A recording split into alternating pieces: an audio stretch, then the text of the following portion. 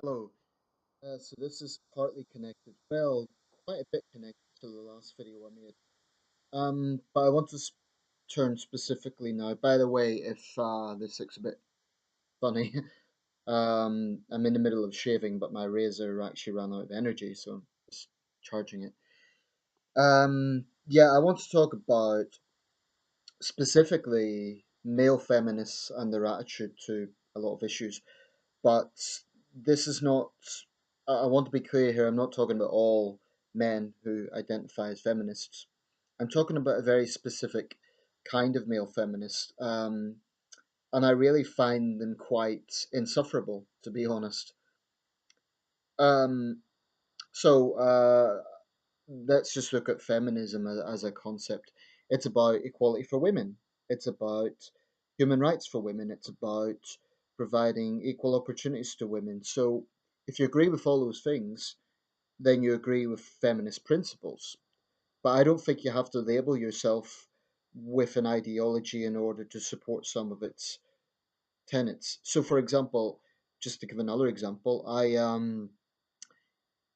agree. I support the notion of treating employees fairly. I support the minimum wage. I support labour rights. But that doesn't mean I'm going to call myself a socialist. I support the concepts of self responsibility and tough justice for serious crime.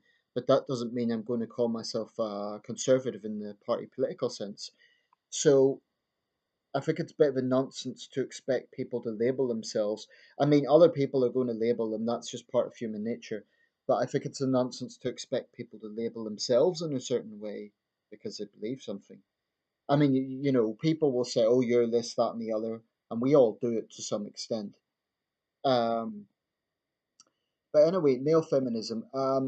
Let me just be clear. I think there are men around the world who work hard for women's rights. And in some cases, they do face very real risks of violence. Um, Two examples I can quote Dennis Mukwege, who I mentioned earlier. He actually survived an assassination attempt. The Nobel laureate who has worked with women who were caught up in the Second Congo War, or more than caught up, they were victims of brutal rape. Um, he survived an assassination attempt. Malala Yousafzai's father is, in his own way, a very brave man who's defied very conservative expectations of men in Pakistani society to, be a vocal advocate for both his daughter and other young girls. So I don't want anyone to think I'm denigrating male feminists in general. There are male feminists who deserve a lot of respect because they take great personal risk to do the right thing, to stand up for women. And any man who's ever, shown concern for a female friend is or a female relative is living proof that men in general are not the enemy, as some feminists seem to think they are, like the individual I named earlier. Um, but this is my contention with certain male feminists.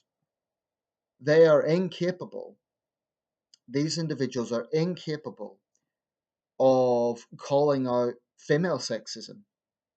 They're incapable of recognizing that there are some women feminists who are basically just bigots. And I think there is an enormous amount of virtue signaling on their part.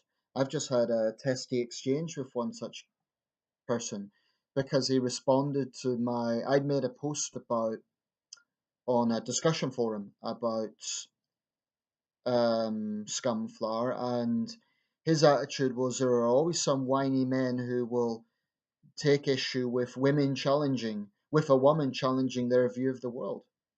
So he was shaping it like a men versus women thing. But that's not what it's about.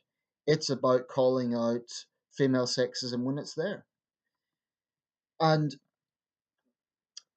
I mean, the thing is, female feminists who display sexism, need to be challenged. But I find that there's something particularly pathetic about male feminists who defend the very people or downplay the very people that are actually against all of us.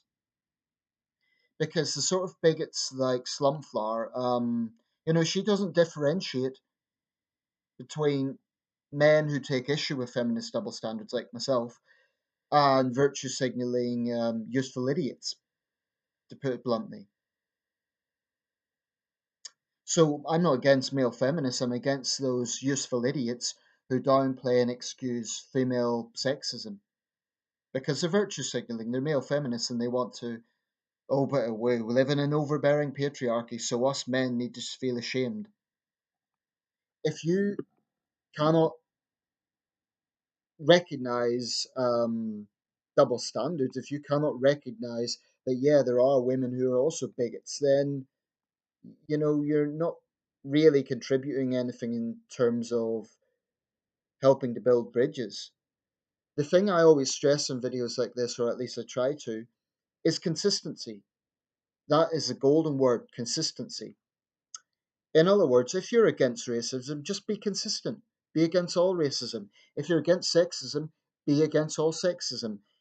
So these sort of male feminists I'm talking about, they're not consistent. They will absolutely vilify their fellow men, and not just horrible, odious men who do mistreat women. They're not just attacking like wife beaters and acid attackers and other such scumbags.